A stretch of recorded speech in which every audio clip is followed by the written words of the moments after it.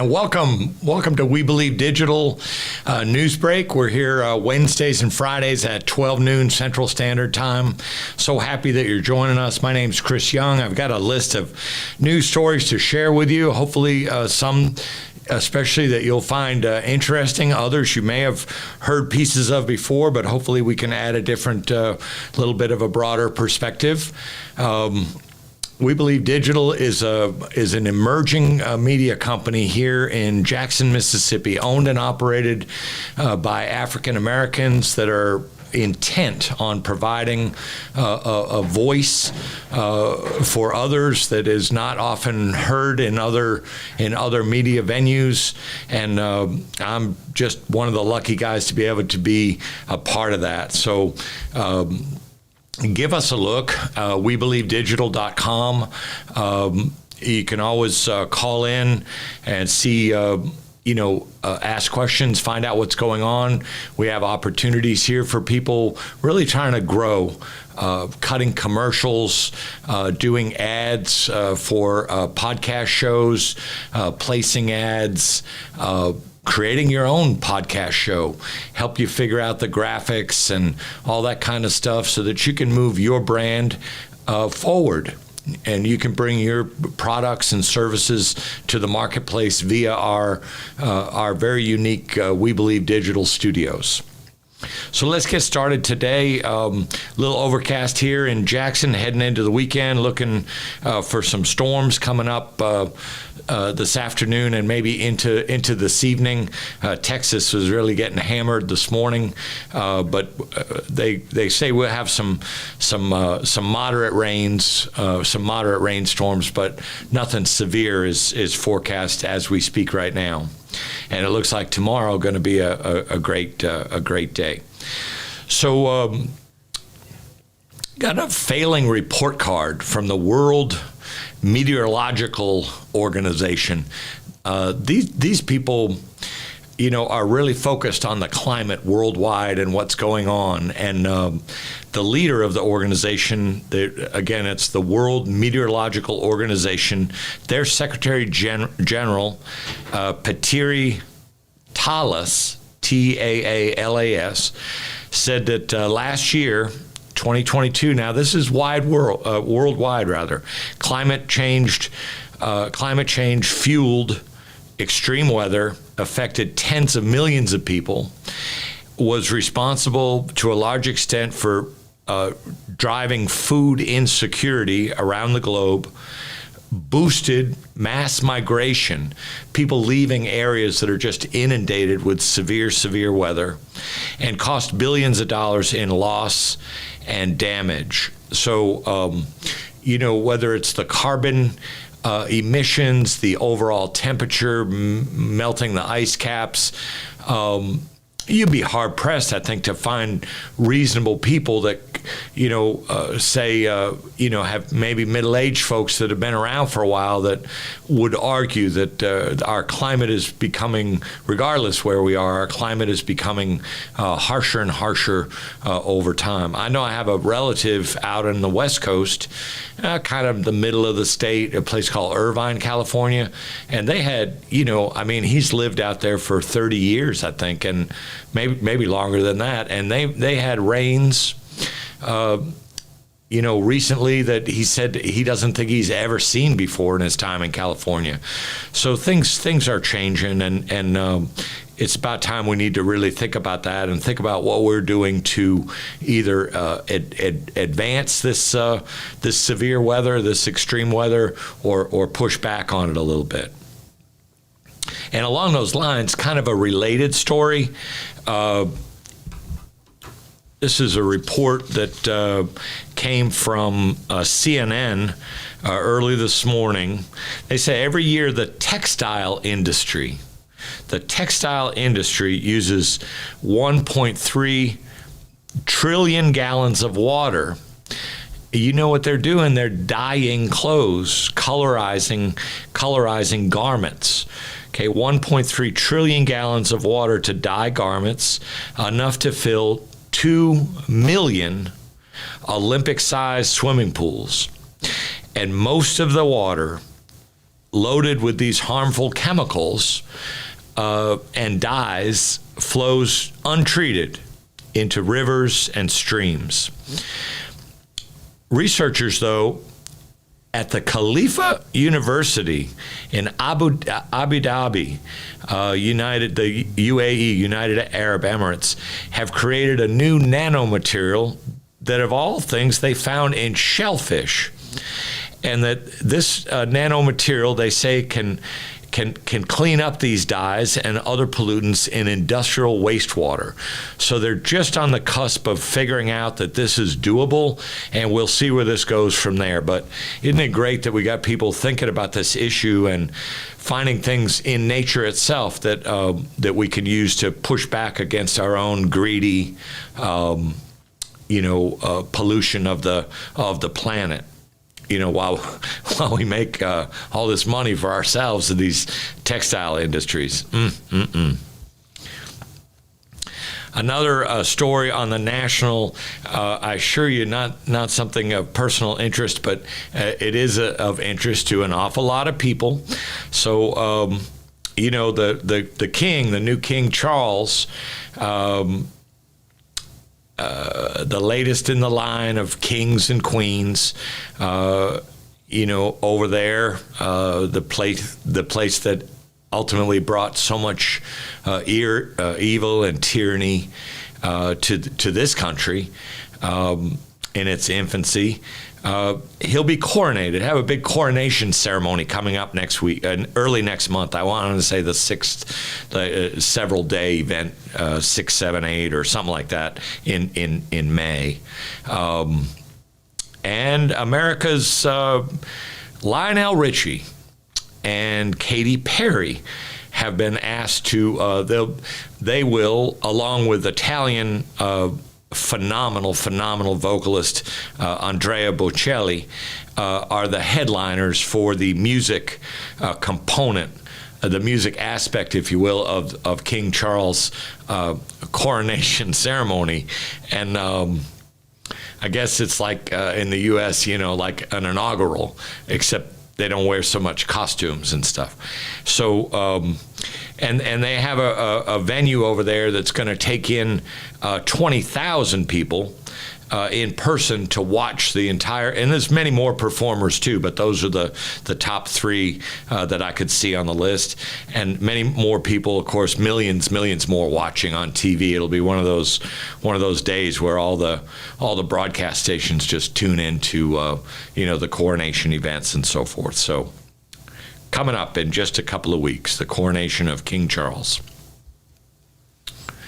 So big day for the Supreme Court today, and as of, I haven't checked in the last 30 minutes, but the Supreme Court is said to decide today, has a deadline of today, deciding whether or not to ban the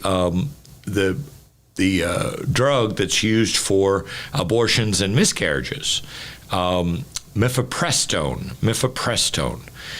It's the first medication in a 2-part series when women are getting an abortion or are dealing with a miscarriage, and been around for a long time.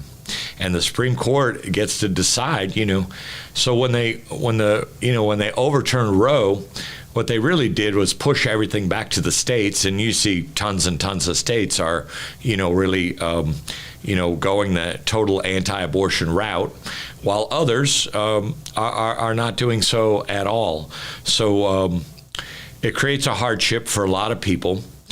interestingly enough, somebody interviewed the doctor that developed mifepristone. So I'm going to struggle with this name, but I want to say that he's 96 years old, and is a French doctor, Etienne Amélie Beaulieu. And he's the inventor of the drug, most commonly prescribed for abortions and miscarriage. And he did that in the 1980s. And he was asked about the impact of a potential ban. As Americans face a potential ban if the Supreme Court, the highly conservative Supreme Court, goes in that direction. But the inventor said two things. He said it would be immoral not to continue the use of this historic drug.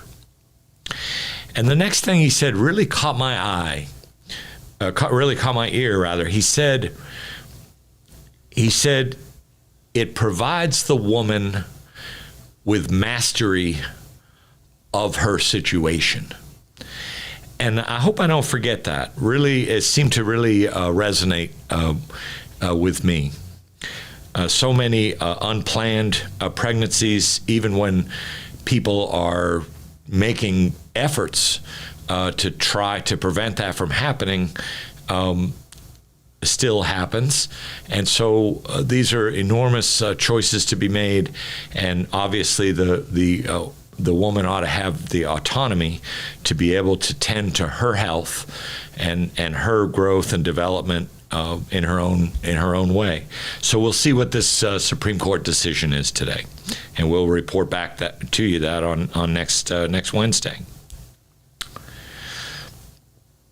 We heard about this terrible shooting in Kansas City. This young 16-year-old Ralph Yarl shot when he rang the doorbell of the wrong house, going to pick up his little brothers. Fine young man.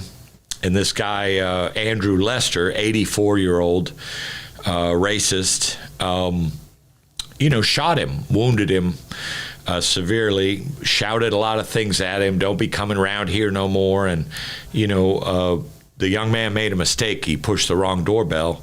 And, anyway, Mr. Lester, the shooter, who's turned himself in to authorities but has since gotten bonded out with $200,000 or something. That man's grandson says that he wasn't shocked to hear about what happened because for years and years now that this Andrew Lester has been prone to weird, random, and racist things. Quote from the grandson.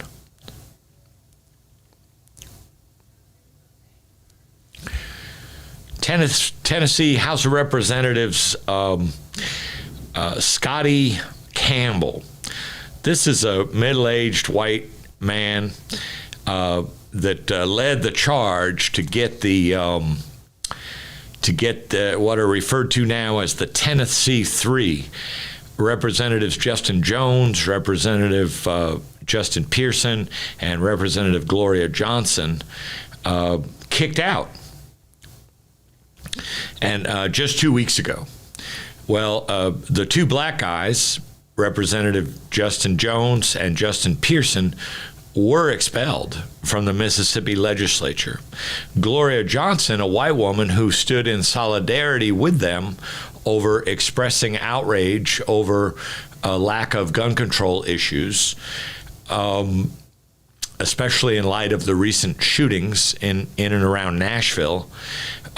She was spared of expulsion again, she's a white lady, and she was spared expulsion by one single vote.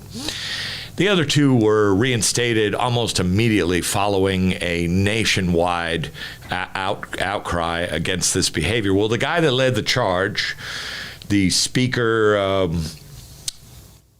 Scotty Campbell, resigned from his seat yesterday. How about that? He resigned from his seat yesterday following a report that he violated Tennessee General Assembly policy on workplace discrimination and harassment. A subcommittee had been looking into this, and according to the subcommittee memorandum and a copy of the Republicans' resignation letter, which was obtained by CNN affiliate WTVF, said that, they said, look, what you're doing, and you got a history of it, is discriminatory and harassing, and they didn't make any bones about it. So the guy gets sent the letter, and the next day he resigns. So how about that? Some progress there in Tennessee.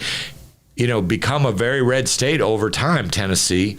But at the same token, it's really good to see when right is right and wrong is wrong in certain places. So we come up to the end of the first segment now. Thank you so much for tuning in. When we come back, we'll hit on these stories in Mississippi and in Jackson, Mississippi.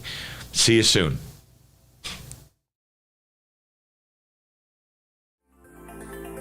Looking for the hottest content in the city of Jackson and surrounding areas? Check out WeBelieveDigital.com. Also follow us on Facebook, Instagram, TikTok, and YouTube. We Believe Digital Podcast is here for all your podcasting needs.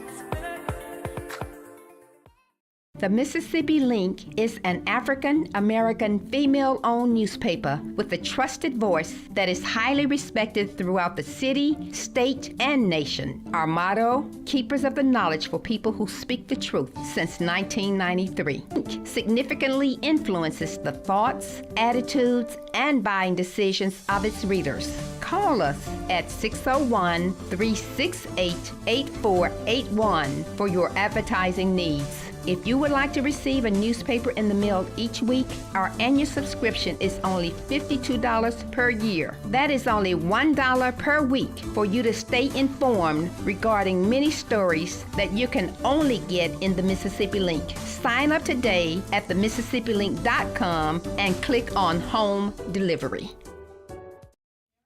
Welcome back to the We Believe Digital Studios. We're glad you're joining us today. This is the Noon Hour News Break Show. We're starting our second segment, drifting from global and national news stories down into the Mississippi scene. And you know how often it's said that everything that happens in the state of Mississippi has something to do with race. And I just want to read to you 2007. Man, oh man, not too long ago. And I take this information from the Equal Justice Institute calendar, a $5, maybe $6 calendar that I buy each year, that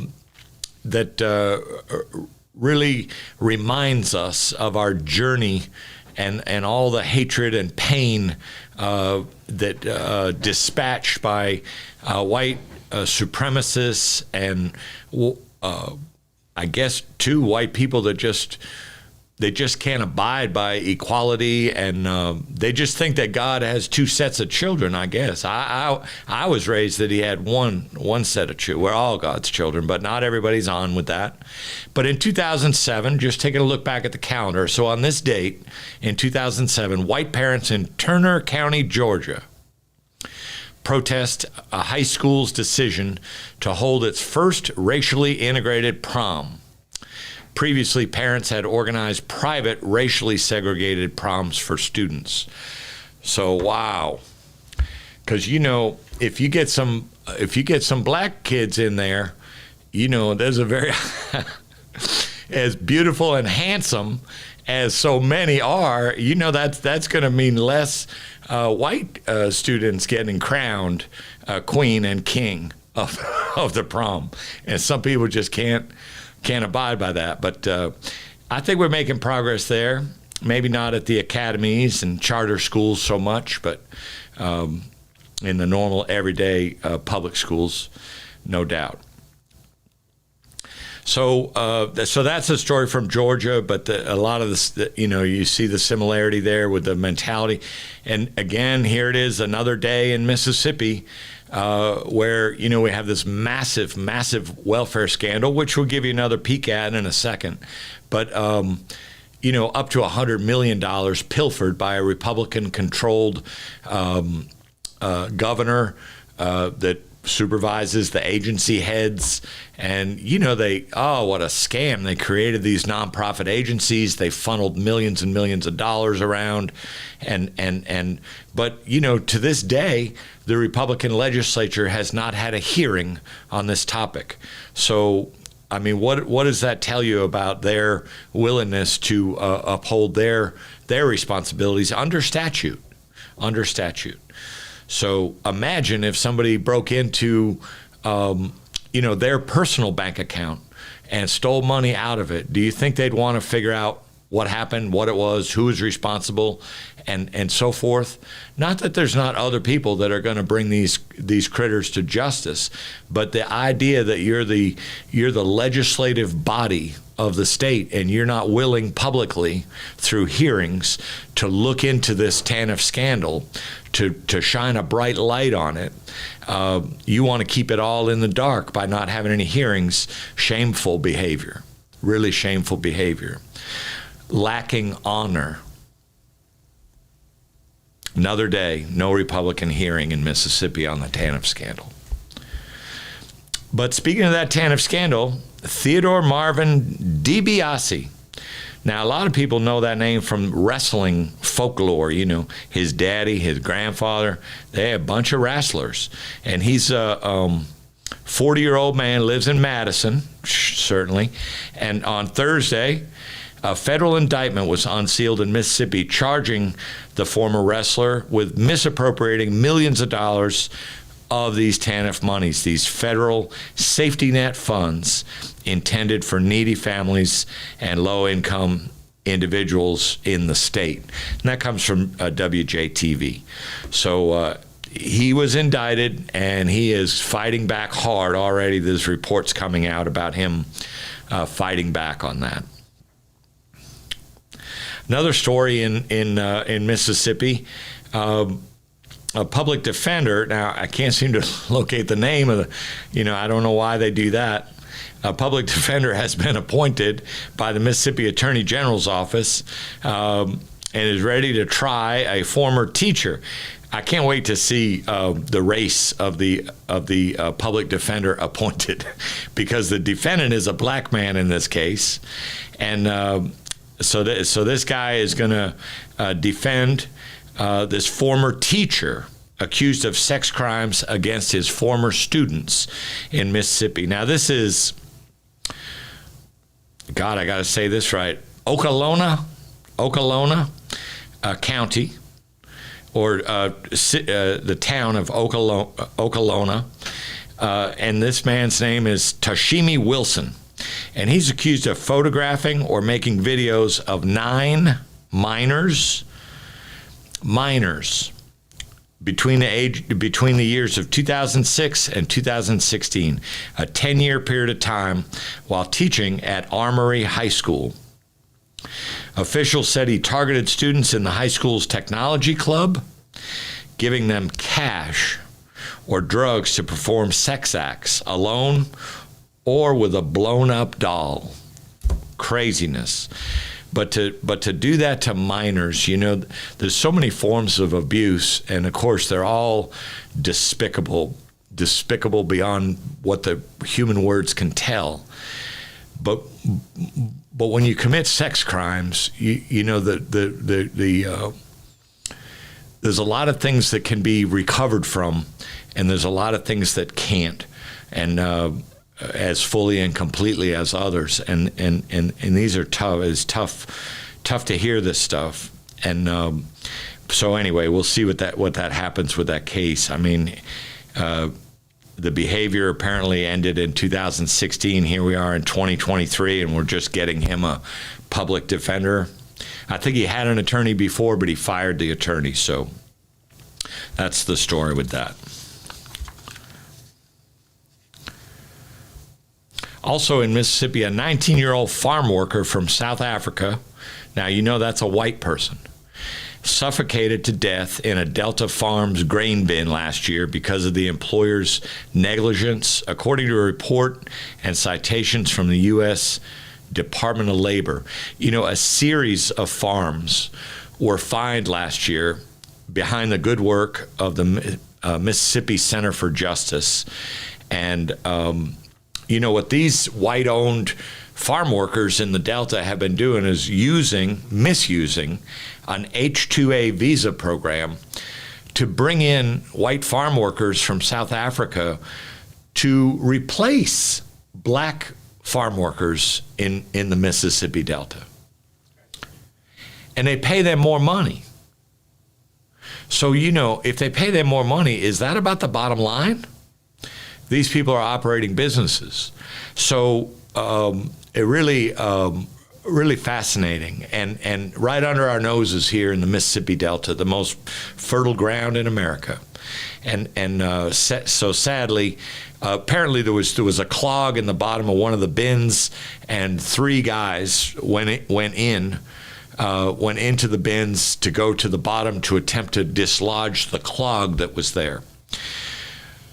2 of the guys made it out safely, and this other 19-year-old did not make it out safely, and they had to cut a hole in the side of the bin, and it took about 5 hours, so suffocated.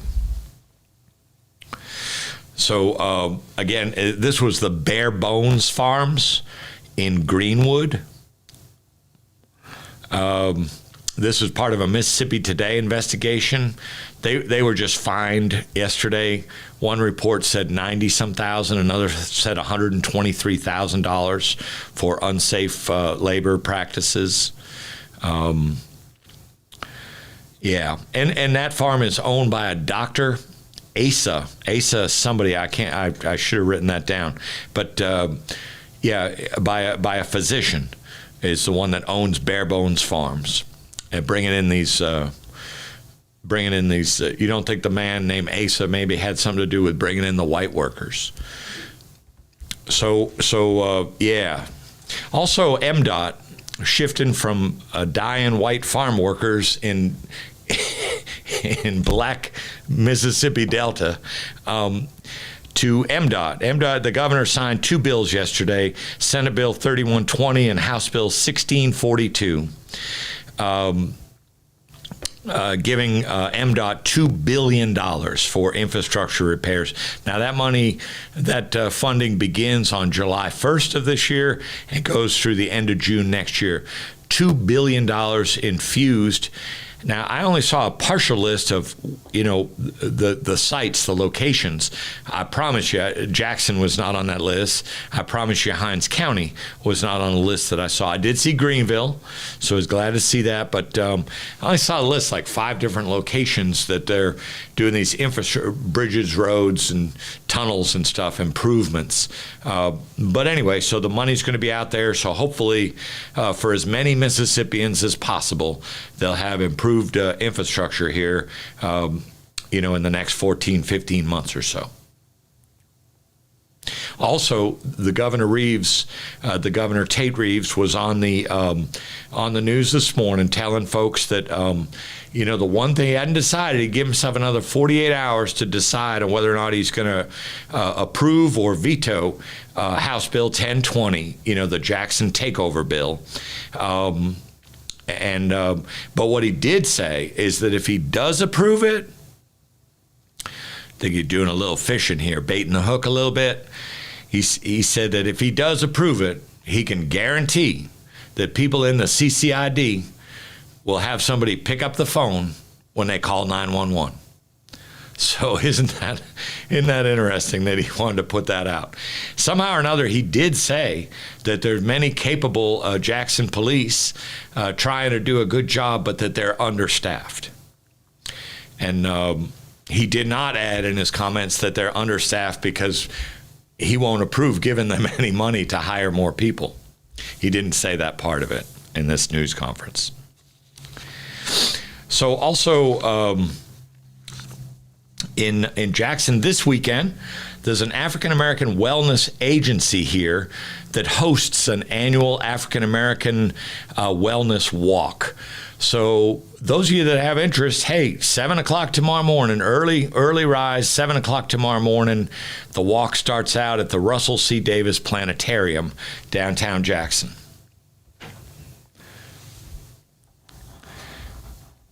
And with all the health disparities that we know about with African Americans, isn't that a great thing that they have this agency to totally dedicated to African American wellness? So whatever they can do to get their message out there, talk to more and more people, hold walks like this, good stuff. And maybe, the day comes where we can lean towards more equity for African American health outcomes. Members of the Jackson City Council, big story, and again, JTV, kind of focused on JTV today. Big story about the council members voting their concerns over the legal counsel when it comes to the lawsuit that was filed against the city by Richards. Because, earlier this year, Richards filed suit against the city of Jackson, claiming that you had many people chime in that theirs was the best bid and that should have been selected, but it wasn't selected. So we know they're now on their second one-year emergency deal, but they've still got the lawsuit pending. They want the larger contract. They want the larger deal. And they want a court of law to say that, one way or the other, they should have gotten it or they shouldn't. So the city attorney, Katoria Martin, who is just a fabulous, oh my goodness, how sharp she is. She just, I watched her Monday morning at a court hearing just reel off, no notes, no nothing, just reel off dates and times and people present and who was there and who wasn't and what they said. And she just has this amazing brain. And but she represents the mayor, but she also represents the city council. So they're kind of claiming, the city council is kind of claiming they're saying a suspect, and maybe she's got a conflict of interest because she was involved in the negotiations with Richards and with the RFP to some extent and spoke about it many, many times. So apparently these majority of city council members, and we can guess who they are, we can guess rightly who they are, they don't think that she can walk and chew gum at the same time. But, that would be in violation of her. I mean, why is this young, vibrant, bright African-American attorney, why would she jeopardize her? She's just not going to do that. She's not going to shoot herself in the foot. So she knows where the lines are, and she always stays within the lines. At least that's what I've seen with my own eyes, the many, many meetings, dozens of meetings that I've seen her talk at. So anyway, we'll see how that goes. Certain members think it's a conflict of interest to have her continue. They want maybe the mayor or themselves to be able to hire outside counsel. So we do know that trash collection resumed Wednesday, 7 o'clock, following that 4-2 vote for a one-year emergency contract. Lots of work going on in the city right now. Lots of trash disappearing. Every street I go down, just about, I see these Richards workers out there. They're going to put us back in good shape in no time at all, no doubt about it. But we got to remember, the vote was 4-2 after all that shenanigans. The vote was 4-2. So the Republican president of the council, Ashby Foote, and Vernon Hartley continued, despite their public comments about compromise and saving the city money and this and that, they continued to vote against the contract. And then, of course, there's Kenny Stokes. But just so happens we've run out of time. So we want to wish you well. Thank you for tuning in. Hope you have a wonderful weekend. I noticed a free blues concert down in Crystal Springs on tomorrow, starting about 5 p.m. The music, something to think about. All kinds of events going on here in Jackson. Check out the Visit Jackson website. Thanks for tuning in. We'll see you back Wednesday at 12 noon. Stay safe out there.